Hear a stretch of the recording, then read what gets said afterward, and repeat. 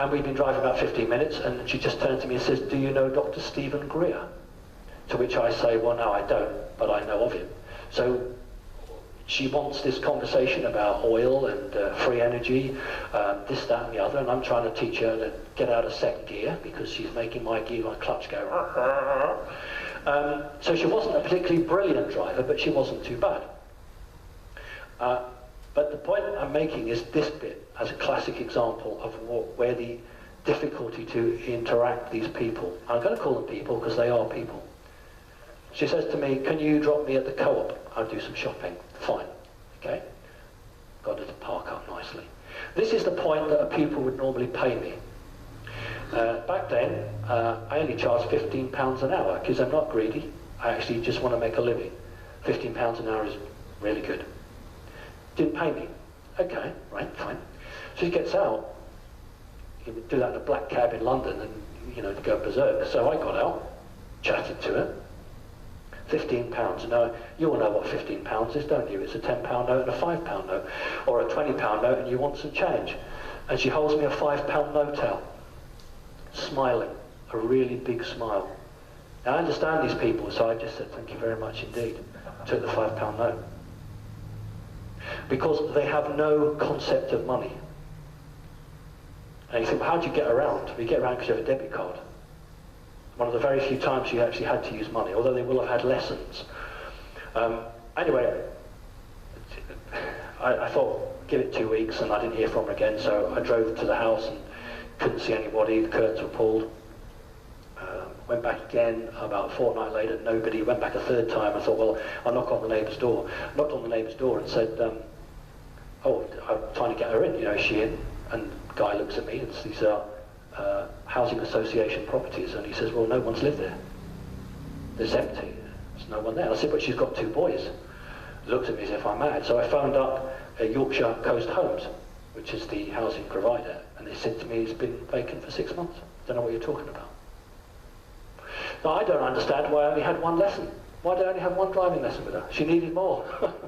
So there's got to be a link between Mr. Hatman phoning me from America, NSA, saying to me, "Oh, you're a driving instructor. Have you heard about the woman who does the driving lessons for the hybrids?" No. And I know now what happened. I made a joke to him. I said, "Oh, I wouldn't have to do it at 3 o'clock in the morning. I'd do it during the daytime." And then a few weeks later, I get the real thing. But no concept of money. Here's the grid we're looking at. And on the back of that one, you can see, not as clear, but there's a grid. I'm not a New Ageist. Some of the stuff from the New Ages actually I'm quite good about and I think makes sense, but a lot of it isn't, and sometimes my story isn't one that lots of people want to hear.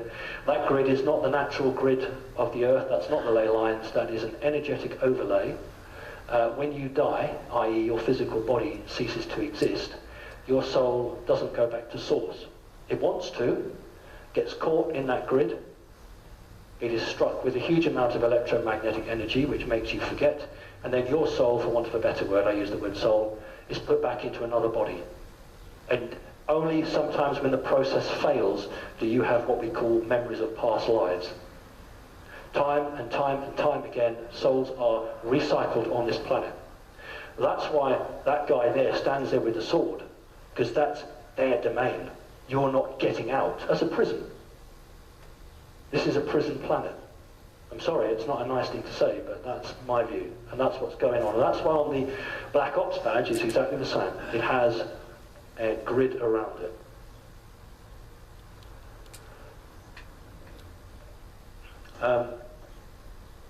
I was with somebody, and we were both taken, physically taken, while driving a motor car. I couldn't tell you how they did that. I have no clue.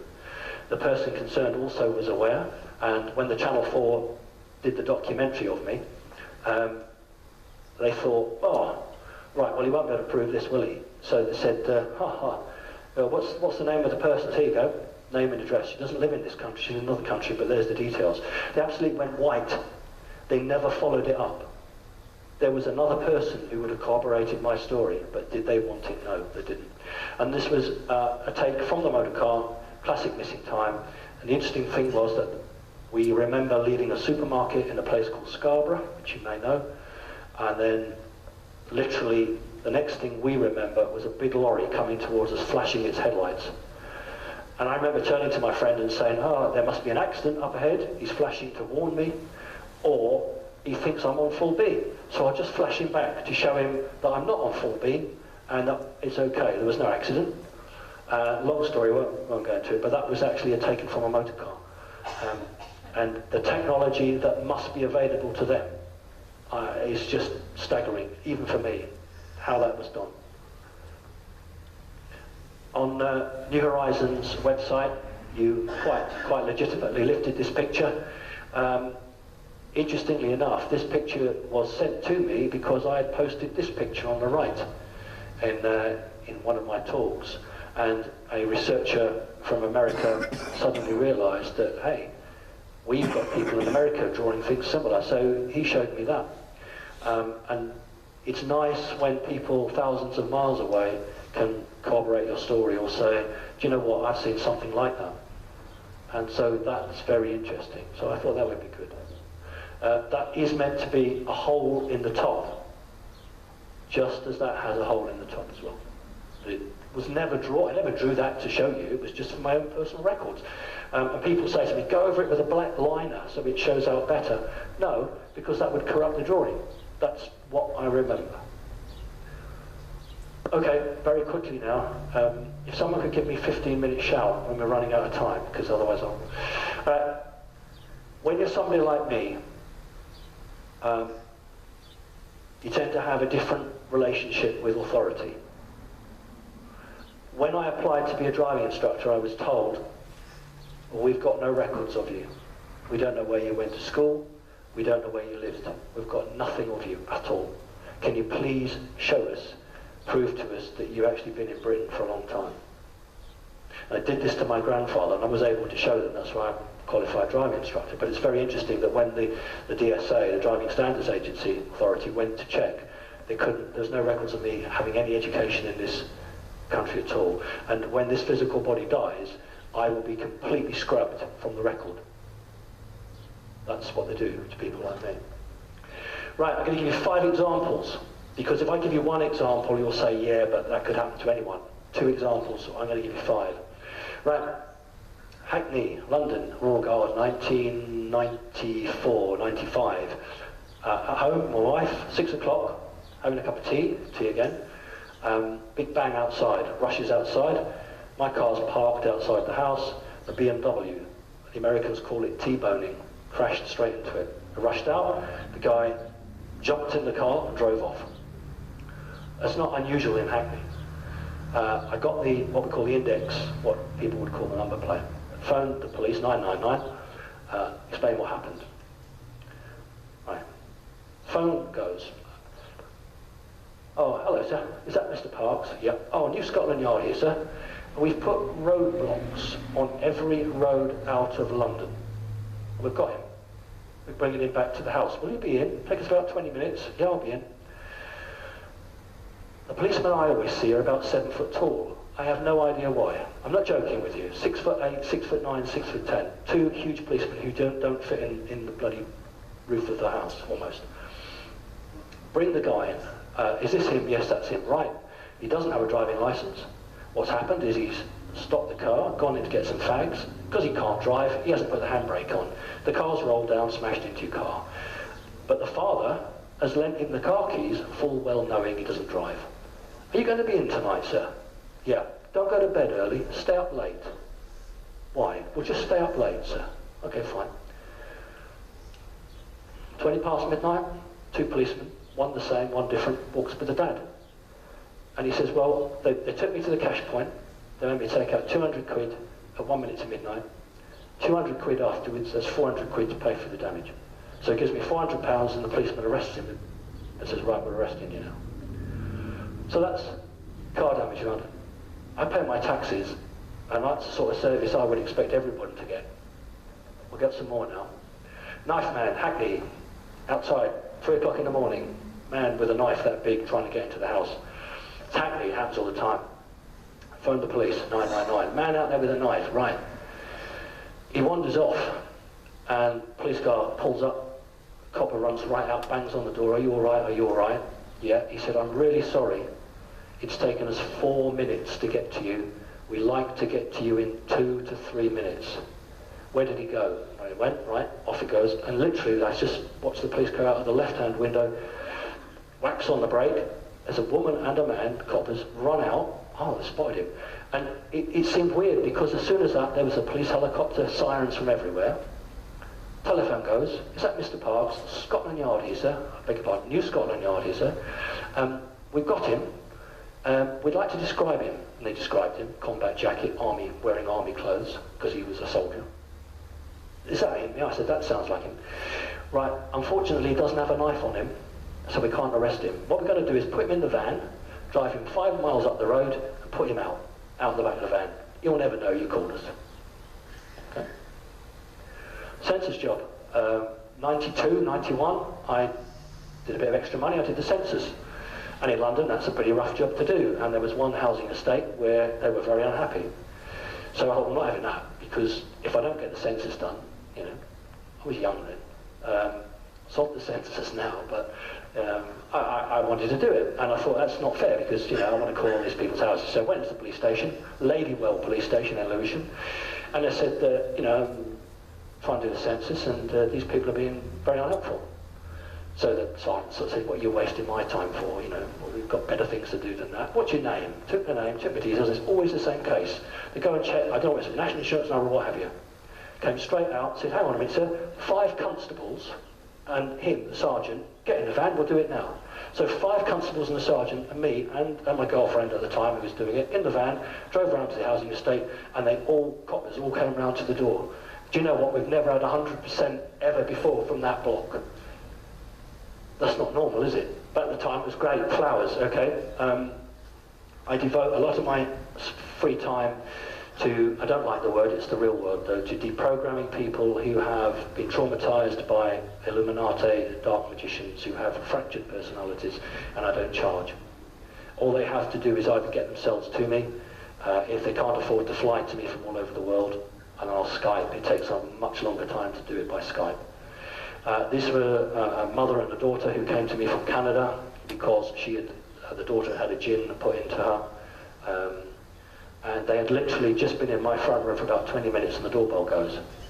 Open the door. There's a boy about 14 years of age, and again a policeman about 6'10" behind him, and the boy is standing there with about 3 wilty flowers in his hands. So I look at the boy and I look at the policeman. And the policeman says, this boy's got something to tell you, sir. So I said, yes. And the boy said, I took these flowers from your garden. And the policeman said, I was on patrol. I saw the boy take the flowers. I spun the car round. I've grabbed him and I've brought him up to you. So I said, it's a very naughty thing to do. Do you want to keep the flowers? Yes, please. You can keep the flowers. And I tell you what, there's a couple nice ones there. Why don't you pick them and take them as well? And the policeman wasn't going. So I said, would you like to come in? Yes, please. Came in, and the 2 people who come from Canada, both standing there. The sergeant comes in, looks at them, and says to me, well, I'll be on my way now. And the 2 people said to me, do you know what? He just couldn't wait to see us, could he? Salesman. Guy going from door to door, trying to sell scrap metal. I didn't like the look of him. Not because I don't like people who sell scrap metal, but he had a whiff of the CIA about him. And so I didn't phone 999 because it's not an emergency, is it? You wouldn't want to waste public money. So I phoned the non-emergency number. 4 to 5 minutes later, sergeant and the constable at the door. You all right, sir? Yes, I'm fine. It's just this man. We'll have details of him. Attempted break-in about 7 or 8 years ago in Whitby. Smashed the window at the front. Phoned the police. Shock horror, they were 5 minutes to get to me. And the very first thing the copper said to me was, I don't want you to think we've only just arrived. We've had 3 cars sent, and the only reason I've come to your door now is because we just tell you we can't find them. So he said, have a look through the bits of glass. If you can find any blood, give us a shout, because there might be DNA. So I can't look for it because I don't want to put my DNA on it. Off he went. I thought, oh, it's not going to happen, is it? Look through, sure enough, piece of blood. Oh, great. Let's see how good they are. Phone the police. Now, I'm not joking to you. I said, I'm in Whitby. I've just had a front door broken, and the woman says, is that Mr. Parks? I said, yes. And I said, I've been told to look for blood. Found some. Someone will be there in 20 minutes. And they were. Doorbell goes, and this guy, different guy, just puts a test tube and tweezers, put it in there. 3 years later, doorbell goes. Just wanted to let you know we finally caught the person that broke in. They weren't attempting to break in to get to you. It was just what we call criminal damage. These are not, when I talk to people and I explain what's happened, people say, well, I don't get that level of service. What I was told was that the American government has two lists. A list of everybody who has alien experiences and contacts. The aliens are supposed to provide this list, and it's not up to date. The government therefore creates its own list. There is another list where the human government has abdicated responsibility for those individuals. Sure, if I park on a double yellow line, I get a ticket. I have to pay taxes, unfortunately. But in terms of anything greater than that, it is not their decision. It was my human mother who told me that, and I understand that I'm on that second list. Right, you may remember I did the radar visit. This completely confounded mainstream media, because I'd gone public saying, look, my mother worked for MI5, my grandfather worked for MI6, and I see aliens. And yet I get invited into one of the most top secret locations in Britain. And the media immediately couldn't understand that, because if this man's off his head, why is he being allowed into an American, it's not British, an American facility that is a space radar base? Why is he getting a personal tour? This doesn't make sense. And so suddenly the media didn't know what to do with me.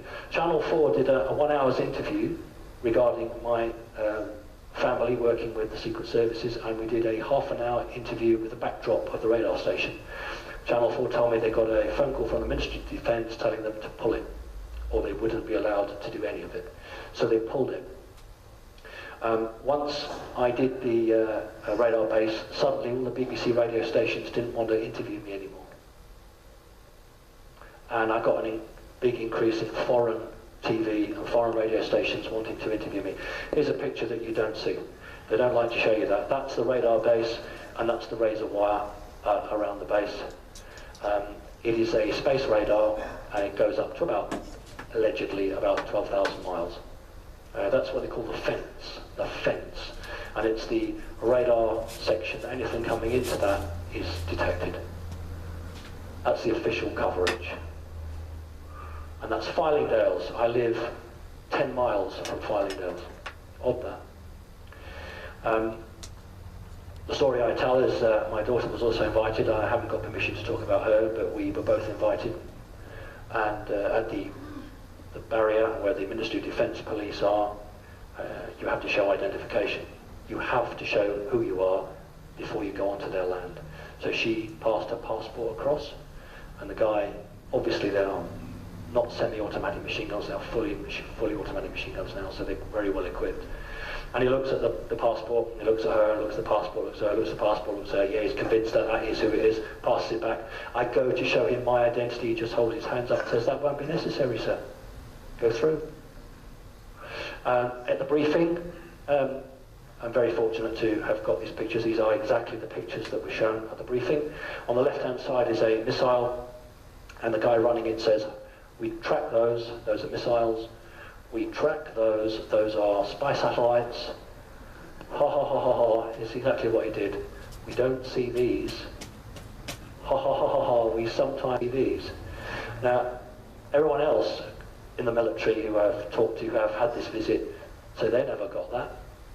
But what is interesting is that is what's called the sports model, which was found allegedly in Area 51. So the person who's produced this is having in his own way, he could have chosen any drawing of a UFO, but he's gone for what Bob Lazar, who allegedly, and I believe him, back-engineered craft on Area 51 called the sports model. So I got a special couple of slides from my presentation. I was invited on the 50 years that had been operated for 50 years. There's been a radar base, and I'm not in the picture, that's not me, but